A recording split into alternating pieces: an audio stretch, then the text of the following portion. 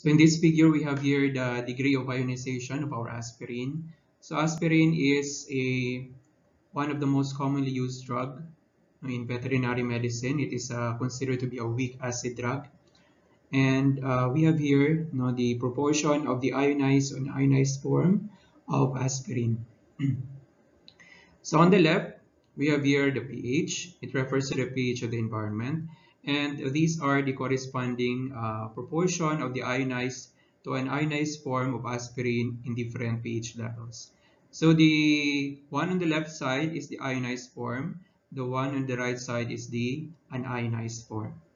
So at a pH of 1, you can see here that the aspirin is predominantly an ionized, predominantly in its an ionized form. So meaning that for every one ionized form of aspirin, there are 100 unionized form. So for pH of 2, you can see here that the ratio is 1:10, meaning that for every 1 mole of aspirin, there are 10 moles of 1 mole of the unionized form, there is about 10 moles of unionized form of aspirin. You can see here also that at a pH of 3, the ratio becomes 1:1, meaning that there is 1 mole of ionized form to 1 mole of an ionized form of aspirin. So the concentration is equal. So the pH whereby the ratio of the ionized and ionized form of aspirin becomes 1 is known as the pKa of the drug.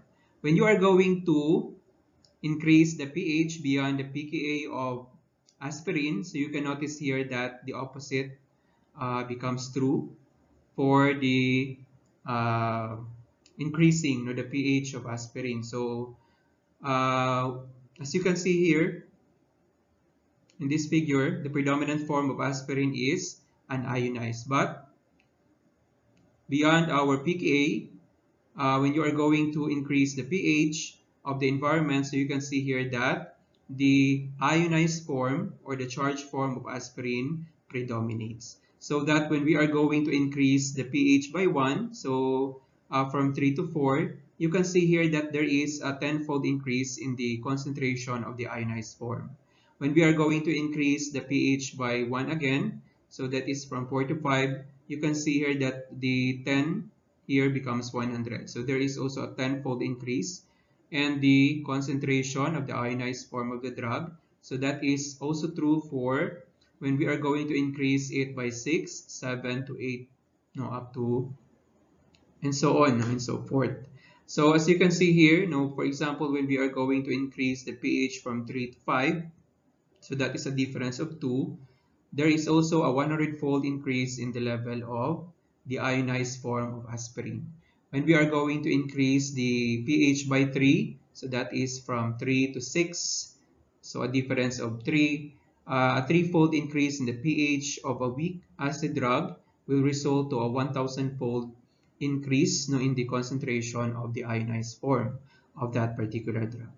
So therefore, when we say weak acid drug, when we are going to increase the pH of the environment for a weak acid drug, there is also an increase in the level or in the concentration of the ionized form of the drug, and that is increased by 10-fold per unit change in the pH towards the basic side. But when we are going to decrease the pH of the environment for a weak acid drug, there is also a 10-fold increase in the concentration of the ionized form of the drug for each level pH change in the pH. So that is aspirin. So aspirin is a weak acid drug and it has a pKa of 3.